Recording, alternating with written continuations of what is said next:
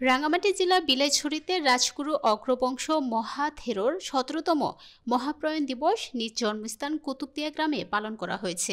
রোববার সকাল ১০টায় কুতুবদিয়া সদ্দর্মোদয় বৌদ্ধবিহার পরিচালনা কমিটির আয়োজনে অনুষ্ঠিত হয়।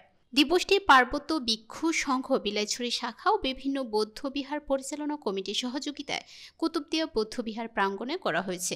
দিবসটি উপলক্ষে রাজগুরু অগ্রবংশ প্রতিকৃতিতে পুষ্পস্তবক অর্পণ, স্মৃতিচারণ, শঙ্খদান, অষ্টপরিষ্কার দান, পিণ্ডদান, আলোচনা সভা ও অন্যান্য দান কার্য সম্পাদন করা হয়েছে। স্মৃতিচারণ অনুষ্ঠানে উপস্থিত ছিলেন উপজেলা কেন্দ্রীয় বৌদ্ধবিহারের বিহার অধ্যক্ষ আর্যলঙ্কার মহাথের এবং অগ্রবংশ ভিক্ষু চন্দ্রকীর্তি ভিক্ষু সহ উপজেলার অন্যান্য ভিক্ষু।